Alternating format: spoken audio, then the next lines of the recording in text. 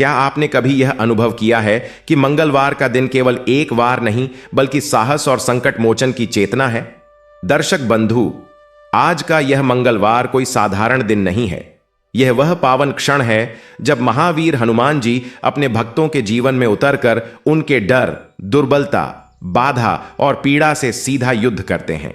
यह कथा सुनने की नहीं, अनुभव करने की यात्रा है, जहां भय पीछे छूटता है और भीतर वीरता जागती है।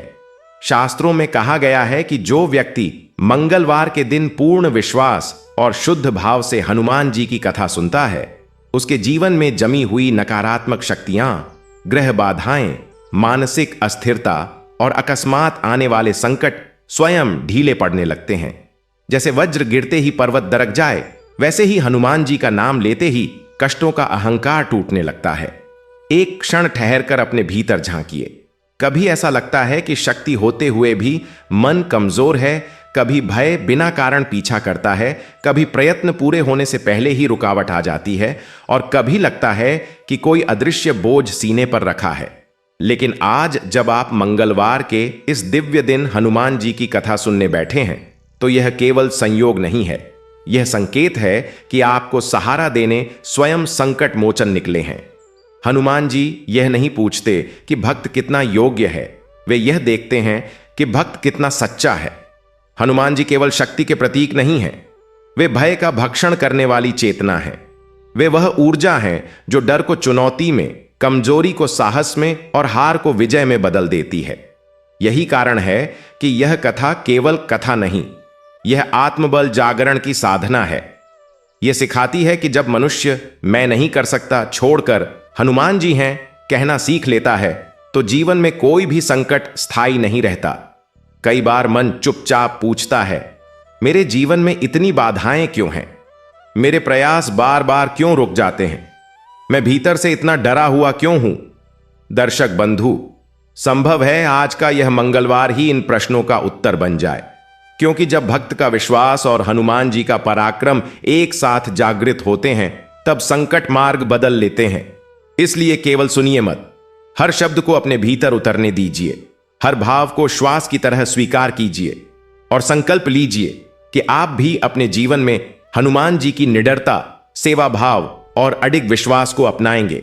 तो आइए, भय को विराम दीजिए, मन को स्थिर कीजिए, हृदय में साहस का दीप जलाइए और महावीर हनुमान जी का स्मरण करते हुए इस पावन मंगलवार कथा की यात्रा आरंभ करते हैं। लेकिन दर्शक बंधु, एक बात स्मरण रखें, मंगलवार की यह कथा अधूरी नहीं छोड़ी जाती, क्योंकि अधूरी कथा अधूरा साहस और अधूरा विश्वास छोड़ जाती है। इसलिए निवेदन है कि इस कथा को अंत तक अवश्य सुने। हो सकता है कोई एक वाक्य, कोई एक प्रसंग या केवल हनुमान नाम का स्मरण आपके जीवन से हर भय, हर बाधा और हर पीड़ा को सदा के लिए हर ले। जो व्यक्ति हनुमान जी की कथा श्रद्धा से सुनता है, उसके जीवन में साहस आता है। जो इसे आगे बढ़ाता है, उस पर संकट मोचन की कृपा सदैव बनी रहती है। और यदि आप सच्चे सनातनी हैं, तो ऐसी कथाओं को आगे पहुंचाना केवल कार्य नहीं, कर्तव्य और पुण्य है।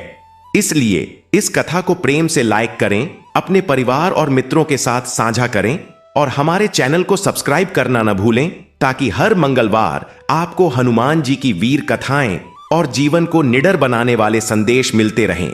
तो आइए, जय बजरंग बली के उद्घोष के साथ इस पावन मंगलवार हनुमान कथा की शुरुआत करते हैं। एक समय की बात है, एक छोटे से गांव में एक स्त्री रहती थी, जिसका नाम था गौरी। वह बहुत ही साधारण और सीधी स्वभाव की महिला थी। उसके जीवन में धन दौलत नहीं थी, पर उसके मन में भगवान के प्रति अटूट विश्वास था। गौरी का पति हरिदास कई महीनों से एक भयंकर बीमारी से पीड़ित था। उसका शरीर दिन ब दिन कमजोर होता जा रहा था और वह ठीक से चल भी नहीं पाता था। गांव के वैद्य को कई बार दिखाया गया, दवाइयां भी दी गईं, पर बीमारी जैसे कम होने का नाम ही नहीं ले रही थी। धीरे धीरे घर की सारी जमा पूंजी भी खत्म हो गई। एक समय ऐसा भी आया जब घर में अनाज का एक दाना भी नहीं बचा था। गौरी सुबह से शाम तक लोगों के घरों में काम करती, लकड़ी बीन कर लाती और किसी तरह अपने बीमार पति को थोड़ा बहुत खिला पाती। लेकिन दुख की बात यह थी कि गांव के लोग भी अब उससे दूरी बनाने लगे थे, क्योंकि हरिदास की बीमारी लंबी हो गई थी और लोग सोचते थे कि यह घर तो अब बस दुख और परेशानी से भरा है। कई बार गौरी किसी के दरवाजे पर मदद मांगने जाती तो लोग बहाने बना देते। कोई कहता, अभी हमारे पास भी कुछ नहीं है, तो कोई दरवाजा ही नहीं खोलता। ऐसे कठिन समय में भी गौरी का विश्वास भगवान हनुमान पर अडिग था। मंगलवार का दिन आते ही वह चाहे कितनी भी थकी क्यों न हो, सुबह जल्दी उठ जाती, नदी पर जाकर स्नान करती और गांव के पुराने हनुमान मंदिर में जाकर दीपक जलाती। उस मंदिर में बहुत कम लोग जाते थे। वह गांव के किनारे पीपल और बरगद के बड़े पेड़ों के बीच बना हुआ था, जहां अक्सर हवा में पत्तों की सरसराहट सुनाई देती थी और वातावरण बहुत शांत रहता था। गौरी वहां जाकर सबसे पहले मंदिर की सफाई करती, फिर थोड़ा सा तेल निकालकर एक छोटा सा दीपक जलाती और हाथ जोड़कर आंखें बंद कर लेती। उसकी आंखों से आंसू बहने लगते और वह धीमी आवाज में कहती, हे पवन पुत्र हनुमान, मेरे पति को इस कष्ट से मुक्त कर दीजिए। मेरे पास धन नहीं है, पर मेरा विश्वास सच्चा है, आप ही मेरे सहारा हैं। कभी कभी वह हनुमान चालीसा पढ़ते पढ़ते रो पड़ती और मंदिर की जमीन पर बैठकर देर तक भगवान को निहारती रहती। गांव के कुछ लोग जब उसे इस हालत में देखते तो कहते, अरे गौरी, तेरी भक्ति से क्या होगा? तेरे पति की बीमारी तो इतनी बड़ी है, इसे तो कोई बड़ा वैद्य ही ठीक कर सकता है। पर गौरी हमेशा एक ही बात कहती, मेरे बजरंगबली से बड़ा वैद्य कोई नहीं है। दिन बीतते गए और हर मंगलवार को गौरी उसी श्रद्धा से मंदिर जाती रही। एक मंगलवार की सुबह आसमान में हल्की लालिमा थी। सूरज अब भी पूरी तरह निकला नहीं था और हवा में ठंडक थी। गौरी हमेशा की तरह मंदिर पहुंची, पर उस दिन उसका मन बहुत भारी था, क्योंकि पिछली रात हरिदास की हालत और खराब हो गई थी। वह ठीक से सांस भी नहीं ले पा रहा था। गौरी मंदिर में पहुंचकर मूर्ति के सामने बैठ गई और उसके आंसू रुकने का नाम ही नहीं ले रहे थे। उसने कांपती आवाज में कहा, हे संकट मोचन, आज मैं बहुत कमजोर हो गई हूं, मुझे समझ नहीं आ रहा कि क्या करूं। आप ही मेरे जीवन के सहारा हो, मेरे पति को बचा लीजिए। मंदिर में उस समय केवल दीपक की लौ टिमटिमा रही थी और बाहर से हवा में पत्तों की आवाज आ रही थी। तभी अचानक मंदिर के द्वार पर किसी के आने की आहट हुई।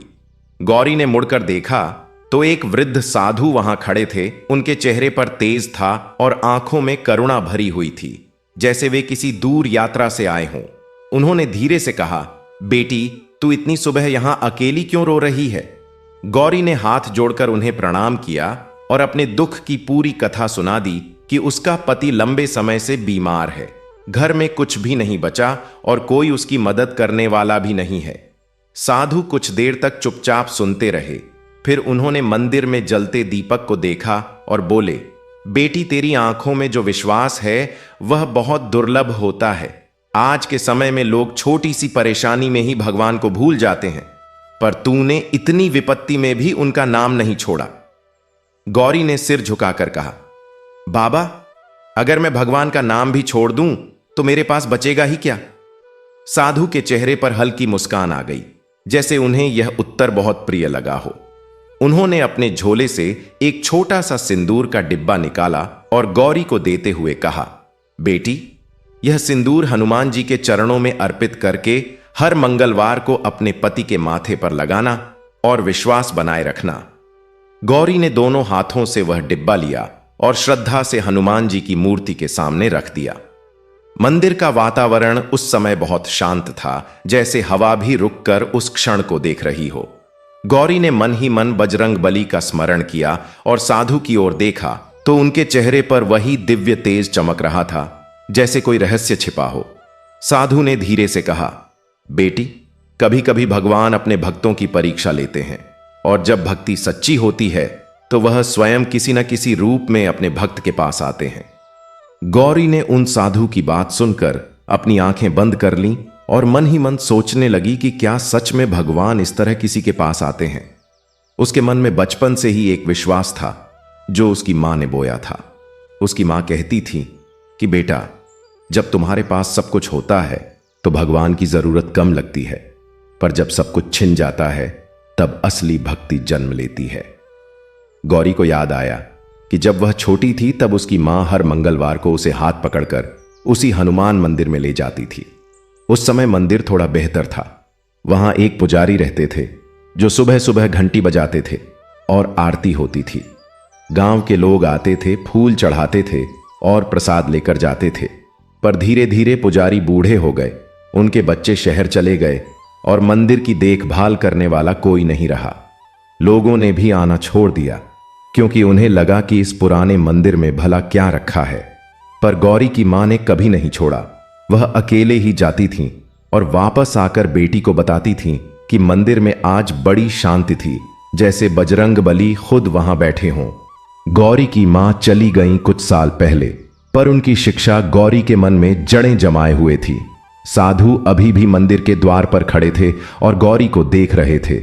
गौरी ने एक बार फिर उनके पैर छुए और कहा, बाबा, आपने जो सिंदूर दिया है मैं इसे बहुत संभाल कर रखूंगी और हनुमान जी से प्रार्थना करूंगी कि मेरे पति ठीक हो जाएं। साधु ने कहा, बेटी, सिंदूर तो बस एक माध्यम है, असली शक्ति तेरे विश्वास में है। जब तू हनुमान जी के सामने बैठती है और रोती है तो वे देखते हैं, तेरे आंसू खाली नहीं जाते। भगवान का हिसाब बड़ा अजीब है, वे कभी किसी की सच्ची पुकार को अनसुना नहीं करते, बस समय उनका अपना होता है।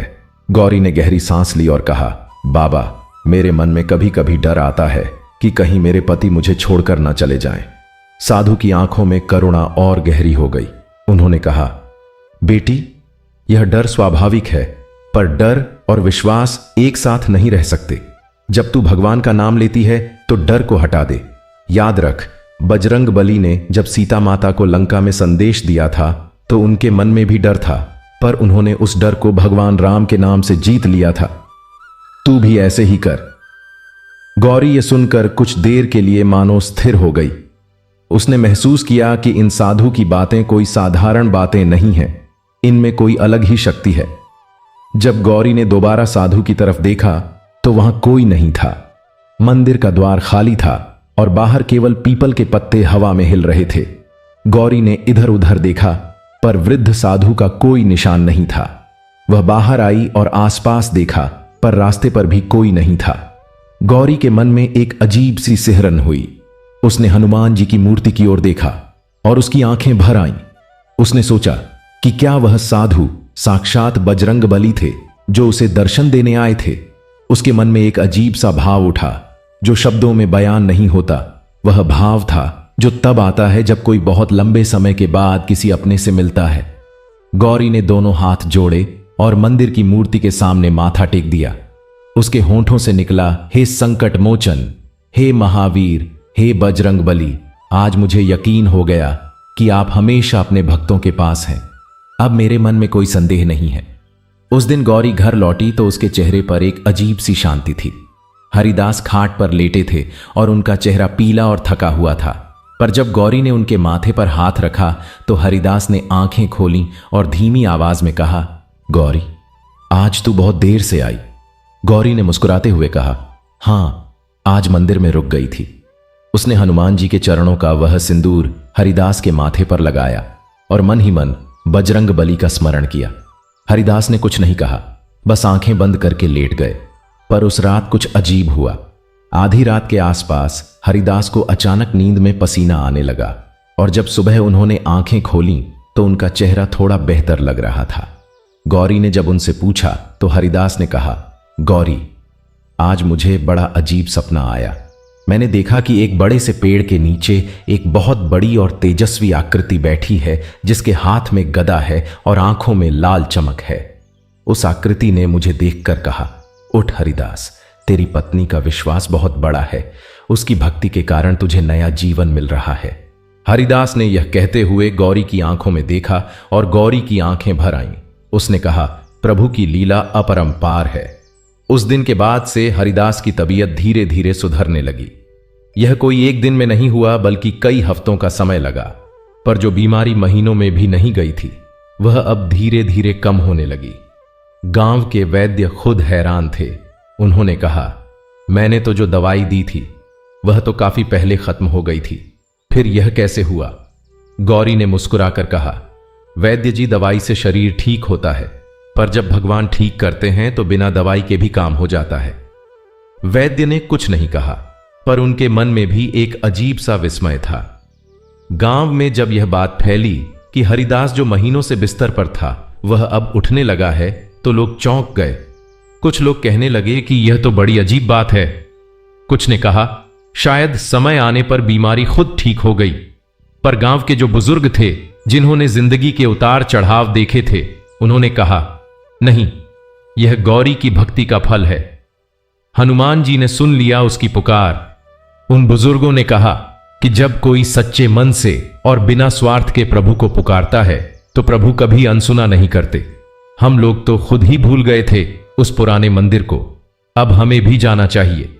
धीरे धीरे गांव के लोग फिर से उस हनुमान मंदिर में जाने लगे।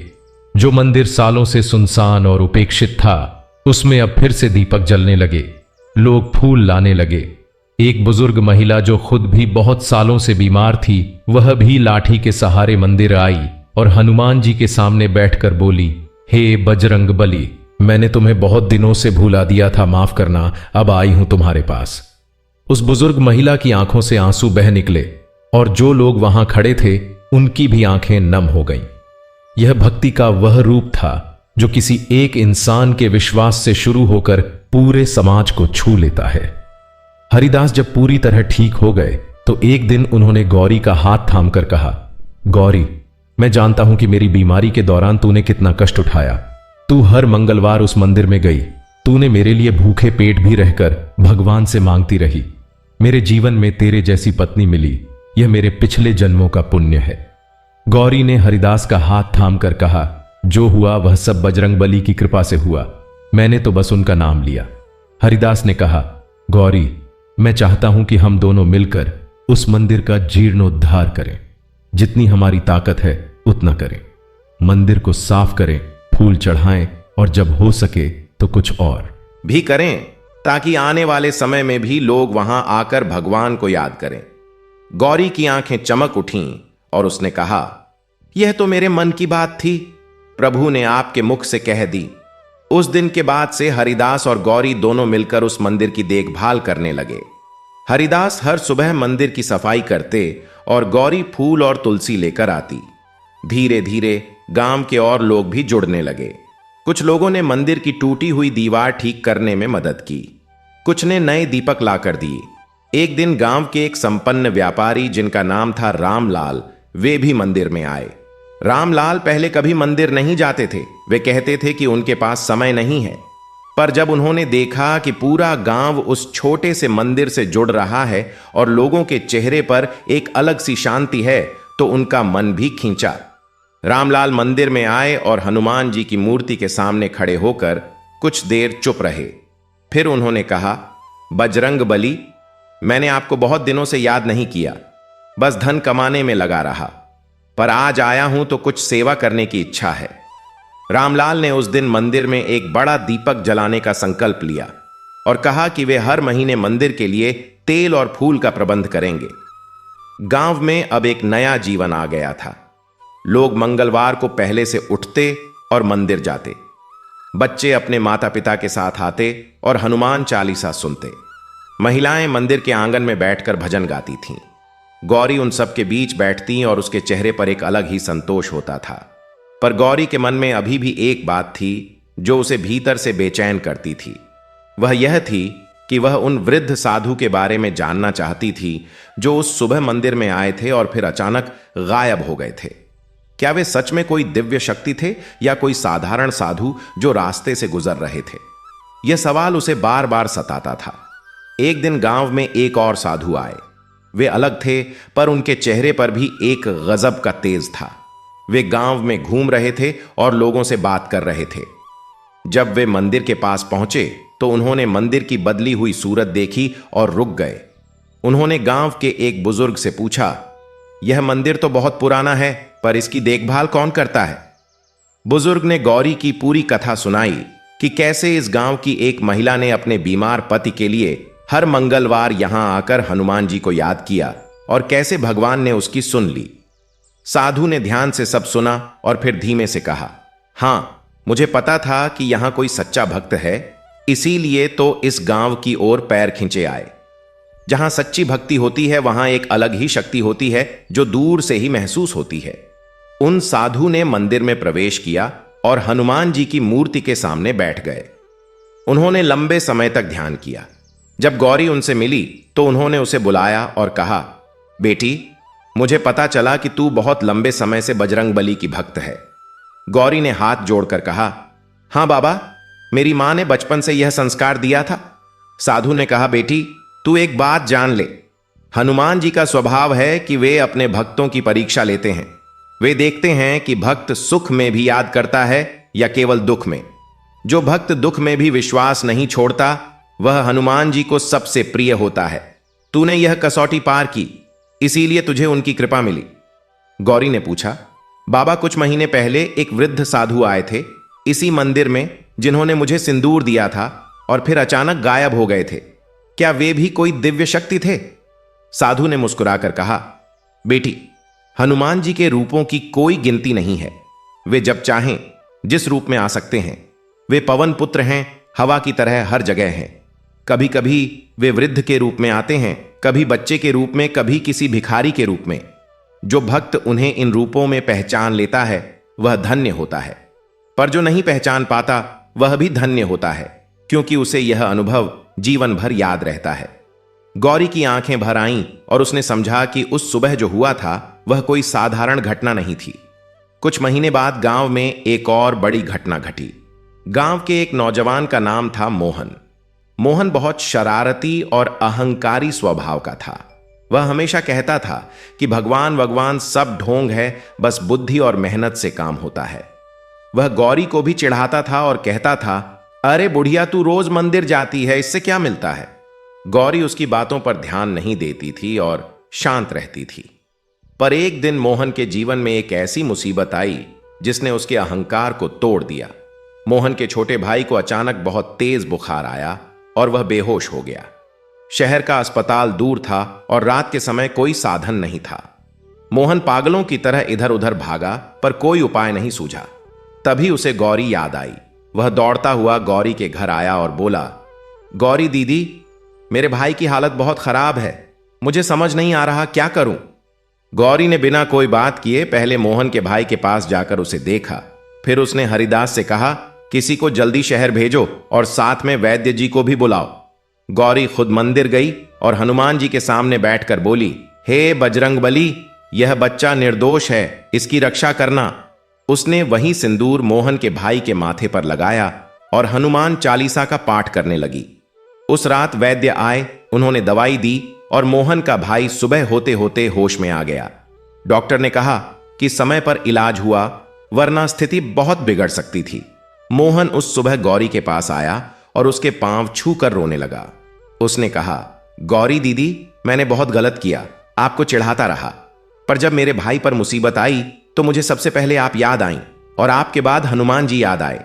गौरी ने उसके सिर पर हाथ रखा और कहा, मोहन बेटा, भगवान से नहीं रूठते, वे तो अपने बच्चों से कभी नहीं रूठते। वे बस इंतजार करते हैं कि उनका बच्चा खुद आकर उनसे मिले। मोहन ने उस दिन से भगवान की भक्ति शुरू की और वह हनुमान मंदिर का एक नियमित सेवक बन गया। इस तरह एक गांव में एक साधारण सी महिला गौरी की भक्ति ने एक के बाद एक लोगों के जीवन को बदल दिया। जिस गांव में लोग अकेले पड़ रहे थे, वहां एक नई एकता आ गई। जिस मंदिर को लोग भूल चुके थे, वह फिर से जागृत हो गया। यह है भक्ति की शक्ति, जो न केवल भक्त का जीवन बदलती है, बल्कि उसके आसपास के सभी लोगों को भी छू लेती है। गौरी की कथा यहीं नहीं रुकती। उसके जीवन में आगे और भी कई ऐसे क्षण आए जब हनुमान जी ने उसकी रक्षा की और उसे मार्ग दिखाया। एक बार गांव में भारी बाढ़ आई, नदी का पानी बढ़ने लगा और गांव के कई घर डूबने के खतरे में थे। लोग डरे हुए थे और समझ नहीं आ रहा था कि क्या करें। गौरी उस समय मंदिर में थी। उसने देखा कि पानी मंदिर की दीवारों के पास आ रहा है। उसने जल्दी से हनुमान जी की मूर्ति को एक ऊंचे आसन पर रखा और लोगों से कहा, सब यहां आ जाओ, मंदिर ऊंचाई पर है, यहां पानी नहीं आएगा। गांव के लोग मंदिर की ओर भागे। कुछ लोग डरे हुए थे और कह रहे थे कि पानी यहां भी आ जाएगा, पर गौरी शांत थी। उसने हनुमान जी के सामने हाथ जोड़े और कहा, हे बजरंगबली, इस गांव की रक्षा करो। उसने जोर से हनुमान चालीसा पढ़ना शुरू किया और धीरे धीरे और लोग भी उसके साथ पढ़ने लगे। अजीब बात यह हुई कि बाढ़ का पानी मंदिर की दीवार के पास आकर रुक गया। मंदिर के अंदर एक बूंद भी नहीं आई। लोग हैरान थे। उन्होंने देखा कि मंदिर के चारों ओर पानी था, पर मंदिर के आसपास की जमीन सूखी थी।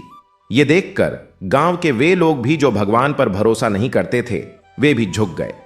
उस रात मंदिर में सभी लोग एक साथ बैठे और भजन गाते रहे। उस रात जो एकता थी वह कभी भी किसी उत्सव में नहीं थी। रात के अंधेरे में दीपक की रोशनी में सबके चेहरे चमक रहे थे और हनुमान जी की मूर्ति के सामने हर किसी ने माथा टेका। सुबह होते होते पानी उतरने लगा और गांव बच गया।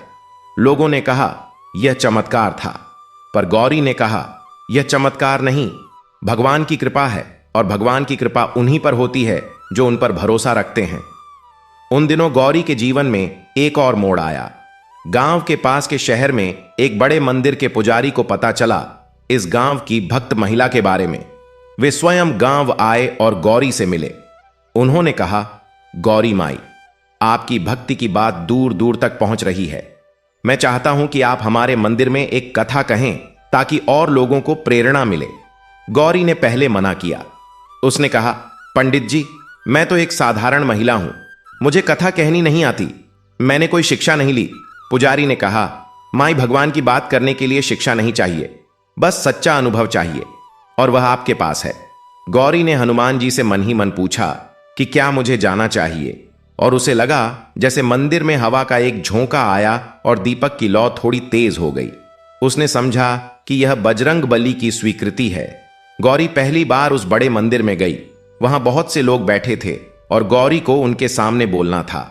पहले तो उसके हाथ पांव कांपे, पर जब उसने हनुमान जी की मूर्ति की ओर देखा तो उसे शांति मिली। उसने बोलना शुरू किया और उसने अपनी पूरी कहानी सुनाई कि कैसे उसके पति बीमार थे, कैसे उसने भगवान पर भरोसा रखा और कैसे वृद्ध साधु आए थे जो शायद स्वयं बजरंग बली थे। जब गौरी बोल रही थी तो वहां बैठे लोगों की आंखें भर आईं। कुछ लोग रोने लगे, कुछ ने हाथ जोड़कर हनुमान जी का नाम लिया। उस दिन जो वातावरण था वह बहुत पवित्र था। पुजारी ने बाद में कहा, माई, आज तुमने जो बताया वह किसी शास्त्र से कम नहीं है, क्योंकि यह जीवन का शास्त्र है। उस दिन के बाद गौरी का नाम आसपास के गांवों और शहरों में पहुंच गया। लोग उससे मिलने आने लगे। कोई अपनी बीमारी की बात कहता, कोई घर की परेशानी सुनाता, कोई अपने बच्चों के लिए आशीर्वाद मांगता। गौरी हमेशा एक ही बात कहती थी, मेरे पास कोई शक्ति नहीं है, जो शक्ति है वह बजरंग बली की है। मैं तो बस यह बताती हूं कि अगर आप उन पर भरोसा रखें और सच्चे मन से उन्हें याद करें तो वे जरूर सुनते हैं। गौरी कभी किसी से पैसे नहीं लेती थी। जो लोग कुछ देना चाहते उन्हें वह कहती, इसे मंदिर में दे दो। इस तरह धीरे धीरे वह छोटा सा हनुमान मंदिर, जो कभी उपेक्षित था, आज एक जागृत स्थान बन गया था। उसकी दीवारें नई थीं, उसके आंगन में फूल थे और हर मंगलवार को वहां इतने लोग आते थे कि जगह कम पड़ जाती थी। गौरी अभी भी उसी तरह सुबह जल्दी उठकर नदी पर स्नान करती और मंदिर जाती। अब वह अकेली नहीं जाती थी, उसके साथ गांव की कई महिलाएं और बच्चे होते थे। पर उसकी भक्ति वैसी ही रहती थी जैसे पहले थी, सरल और निस्वार्थ। हरिदास अब पूरी तरह ठीक थे और वे खेत में काम करने लगे थे। उन्होंने एक दिन गौरी से कहा, गौरी, जब मैं बीमार था तो मैं सोचता था कि शायद ईश्वर ने हमारे साथ अन्याय किया, पर अब समझ आया कि उस कठिन समय ने हमें बहुत कुछ दिया। हमें एक दूसरे की कदर देखना सिखाया, हमें इस गांव को एक नई दिशा देने का मौका मिला, और सबसे बड़ी बात यह कि बजरंग बली की कृपा का अनुभव हुआ, जो शायद बिना उस कठिनाई के नहीं होता। गौरी ने कहा, हां, यही तो जीवन है। भगवान कभी भी बिना कारण कुछ नहीं देते। जो दुख आता है उसमें भी एक पाठ छिपा होता है, बस हमें उस पाठ को समझने की जरूरत होती है। गांव में एक और घटना हुई जिसने पूरे इलाके को हिला दिया। गांव से थोड़ी दूर एक पहाड़ी थी जहां एक पुरानी बावड़ी थी। उस बावड़ी का पानी गांव के लोग पीते थे, पर एक बार उस पानी में कुछ खराबी आ गई और कई लोग बीमार पड़ गए। गांव में चारों ओर परेशानी फैल गई। सरकारी मदद मिलने में देर थी और पानी की किल्लत बढ़ रही थी। गौरी ने उस पहाड़ी की ओर जाने का फैसला किया। लोगों ने मना किया कि पहाड़ी पर जाना खतरनाक है, पर गौरी ने कहा, बजरंग बली साथ हैं, डर किसका। वह पहाड़ी पर गई और उसने देखा कि बावड़ी के ऊपर एक पेड़ का बड़ा तना आकर गिरा हुआ था, जिससे पानी दूषित हो गया था। गौरी ने वापस आकर बताया और गांव के नौजवानों ने मिलकर उस पेड़ के तने को हटाया। बावड़ी की सफाई हुई और कुछ दिनों में पानी फिर से साफ हो गया। इस काम में गौरी की पहल ने बड़ी भूमिका निभाई। उस दिन गांव के सरपंच ने गौरी को सार्वजनिक रूप से सम्मान दिया। सरपंच ने कहा, गौरी माई ने इस गांव के लिए बहुत कुछ किया है।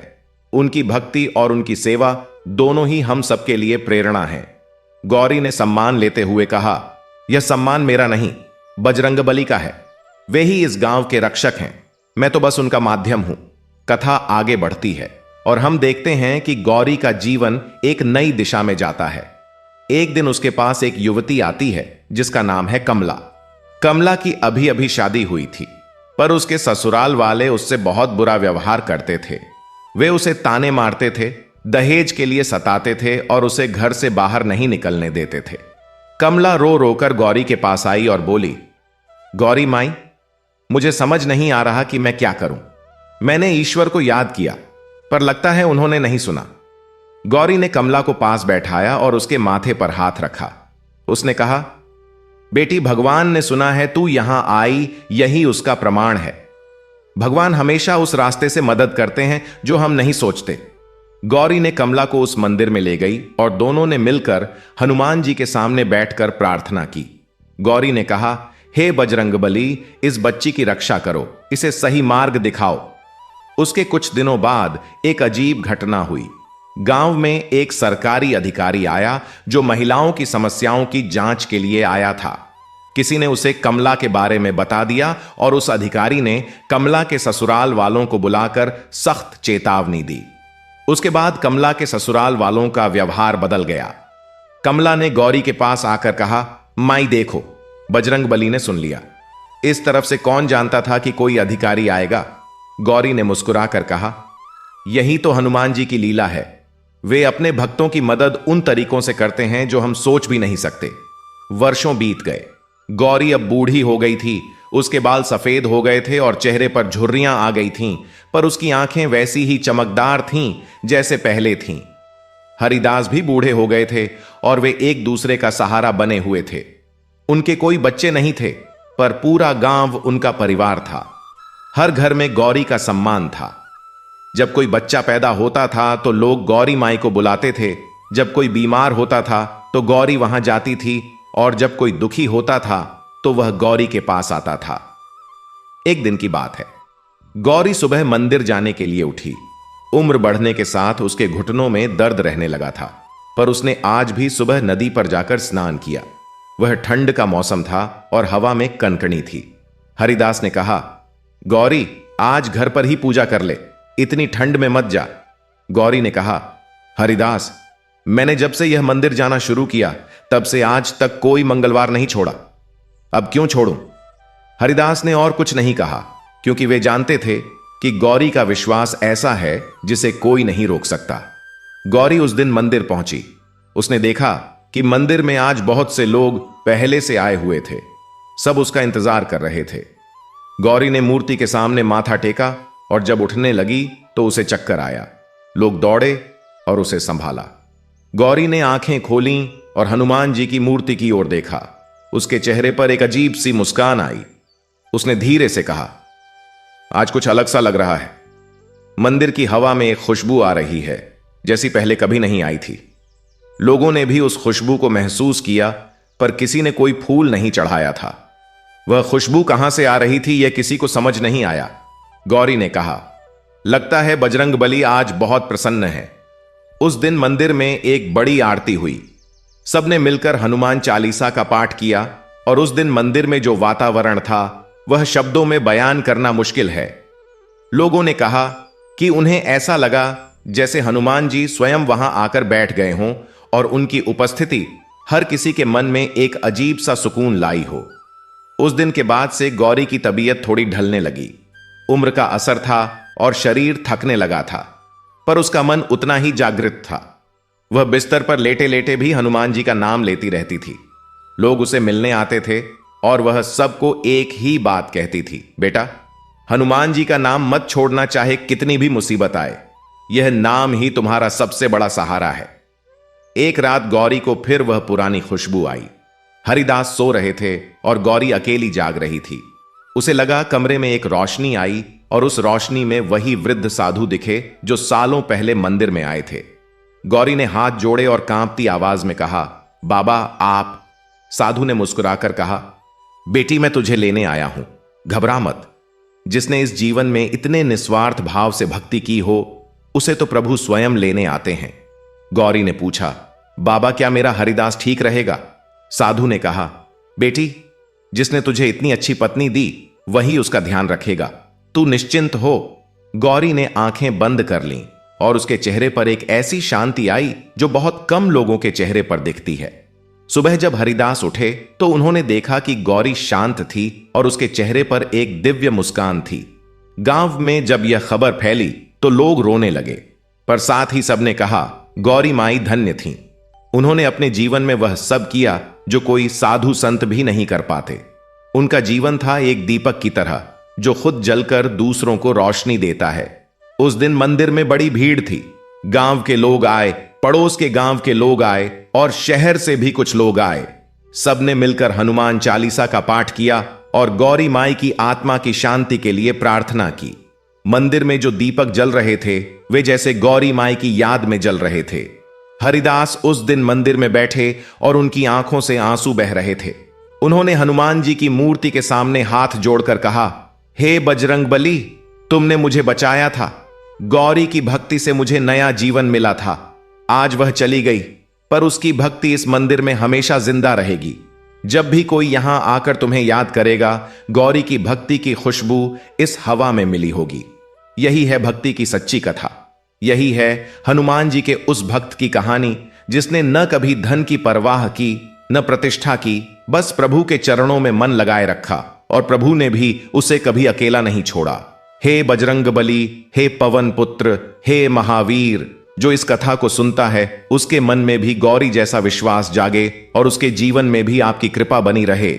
जो इस कथा को श्रद्धा से सुने या पढ़े उसके घर में सुख, शांति और समृद्धि आए, उसके बीमार ठीक हों, उसके दुख दूर हों और उसके मन में आपके चरणों में अटूट श्रद्धा बनी रहे। जय बजरंग बली, जय हनुमान, जय श्री राम। बोलो पवन सुत हनुमान की जय, संकट मोचन हनुमान की जय, बजरंग बली की जय, श्री राम जय राम, जय जय राम। यह कथा अभी यहां विराम लेती है। जब आप कहें तो आगे और विस्तार से लिखी जाएगी। कृपया बताएं कि आप इसे जारी रखना चाहते हैं। गौरी माई के जाने के बाद गांव में एक अजीब सी खामोशी छा गई थी।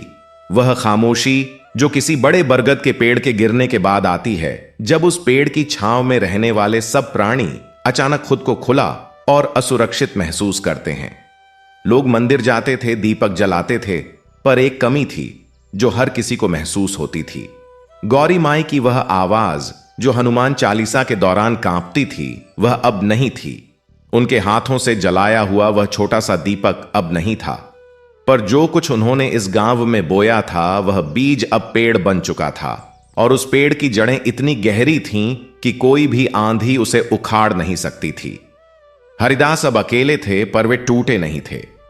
उन्होंने गौरी माई की अंतिम इच्छा को याद किया जो उन्होंने एक बार कही थी कि हरिदास, अगर मैं न रहूं तो इस मंदिर को मत छोड़ना, हर मंगलवार दीपक जरूर जलाना।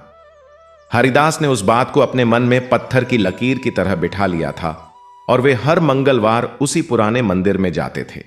उनके कदम अब धीमे थे, लाठी का सहारा लेना पड़ता था, पर वे रुकते नहीं थे।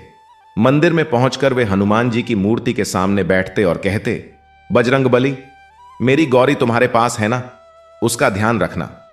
यहां तो सब ठीक है, बस वह नहीं है इसलिए थोड़ा सूना लगता है। उनकी आंखें भर आती थीं, पर वे रोते नहीं थे क्योंकि उन्हें लगता था कि रोने से गौरी की आत्मा को कष्ट होगा। वे चाहते थे कि गौरी जहां भी हो शांति से रहे। गांव में अब एक नई पीढ़ी थी, उन बच्चों की जो गौरी माई की गोद में बैठकर भजन सुनते थे, जो उनके हाथों से प्रसाद लेते थे और जो उनसे हनुमान जी की कहानियां सुनकर बड़े हुए थे। उन बच्चों में से एक था रामू। रामू गांव के मोहन का भतीजा था, वही मोहन जो कभी भगवान को नहीं मानता था और जिसकी सोच को गौरी माई ने बदल दिया था।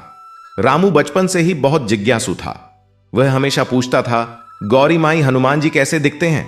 गौरी माई हंसकर कहती थीं, बेटा जैसा तेरे मन में उनका रूप है वैसे ही दिखते हैं।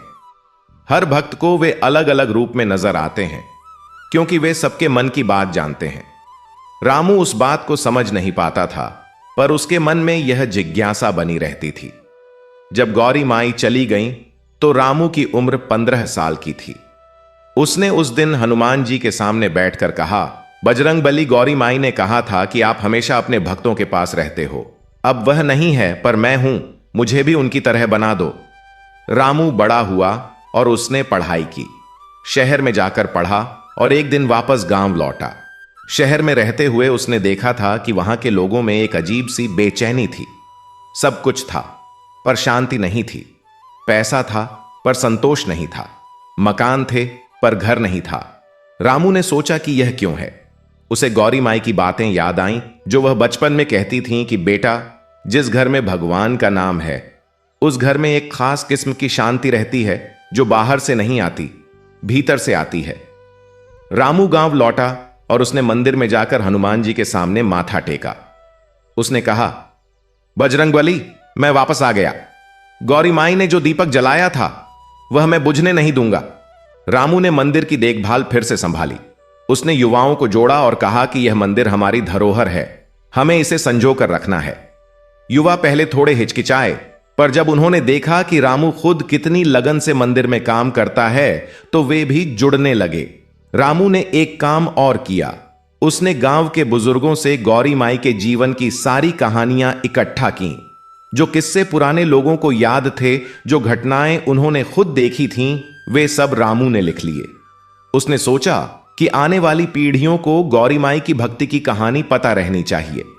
यह सिर्फ एक महिला की कहानी नहीं थी, यह उस विश्वास की कहानी थी जो किसी भी इंसान के जीवन को बदल सकती है। रामू ने जब यह सब लिखा तो उसकी आंखें बार बार भर आईं। उसने लिखा कि गौरी माई ने जीवन में कभी बड़ी बातें नहीं की, उन्होंने कभी किसी को उपदेश नहीं दिए, पर उनका जीना ही एक उपदेश था। वे रोज सुबह उठती थीं, ठंडे पानी से नहाती थीं, उस पुराने मंदिर में जाकर झाड़ू लगाती थीं, एक छोटा सा दीपक जलाती थीं और हाथ जोड़कर आंखें बंद कर लेती थीं। इतना ही काफी था भगवान के लिए। भगवान को भव्य मंदिर नहीं चाहिए, भव्य आरती नहीं चाहिए। उन्हें चाहिए एक सच्चा मन जो उन्हें याद करे। उस गांव से दूर एक और गांव था जिसका नाम था रामपुर। रामपुर में एक किसान रहता था जिसका नाम था बलराम। बलराम की जिंदगी बहुत कठिन थी। उसके खेतों में कई साल से फसल नहीं हुई थी। कभी सूखा पड़ता था, कभी बाढ़ आती थी और कभी ओले गिरते थे। बलराम ने बहुत कर्ज ले लिया था और अब कर्जदार उसे परेशान करते थे। उसके परिवार में पत्नी थी और 3 छोटे बच्चे थे। बलराम बहुत निराश हो गया था और उसके मन में जीने की इच्छा कम होती जा रही थी। एक दिन वह किसी काम से उस गांव के पास से गुजर रहा था जहां गौरी माई का मंदिर था।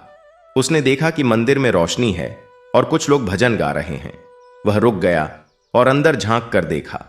उसने देखा कि एक बुजुर्ग आदमी जो हरिदास थे, हनुमान जी की मूर्ति के सामने बैठे हैं और उनके चेहरे पर बहुत शांति है। बलराम को अचानक उस शांति की जरूरत महसूस हुई और वह मंदिर के अंदर आ गया। हरिदास ने उसे देखा और मुस्कुराते हुए कहा, आओ बेटा, बैठो। बलराम बैठ गया और हनुमान जी की मूर्ति की ओर देखने लगा। उसे पता नहीं था कि भगवान को कैसे मनाते हैं। उसने कभी इस तरह भगवान के सामने बैठकर कुछ मांगा नहीं था। हरिदास ने जैसे उसके मन की बात पढ़ ली और बोले, बेटा, भगवान से मांगने के लिए कोई तरीका नहीं होता, बस जो मन में है वह कह दो, वे समझते हैं। बलराम की आंखें भर आईं और उसने कहा, हे भगवान, मैं बहुत थक गया हूं। मेरे बच्चों को भूख लगती है और मेरे पास देने को कुछ नहीं है। मुझे नहीं पता कि तुम सुनते हो या नहीं, पर आज मैं यहां आ गया। बलराम के आंसू गिरने लगे और उसने अपना सिर हनुमान जी के चरणों में रख दिया। मंदिर में उस समय केवल दीपक की रोशनी थी और बाहर से रात की हवा आ रही थी, पर उस हवा में एक अजीब सी शांति थी। हरिदास ने बलराम को बताया गौरी माई की कहानी।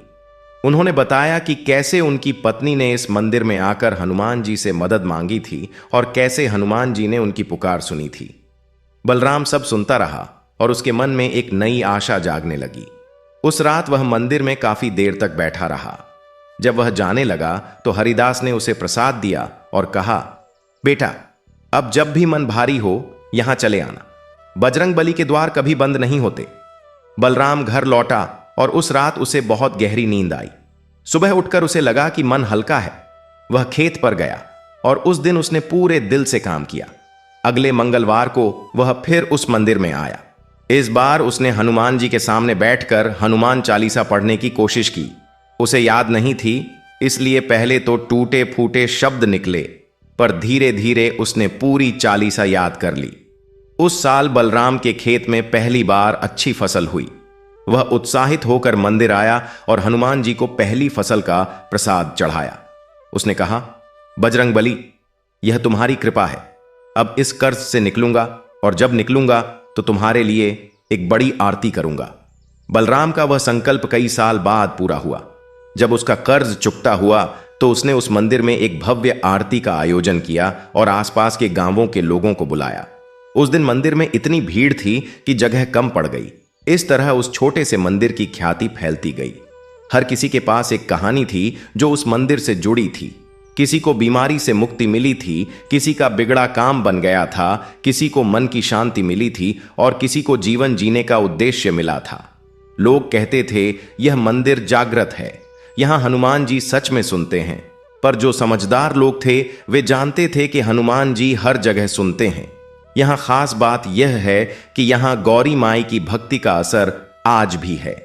उनके द्वारा जलाए गए दीपक की रोशनी आज भी किसी न किसी रूप में इस मंदिर को रोशन किए हुए है।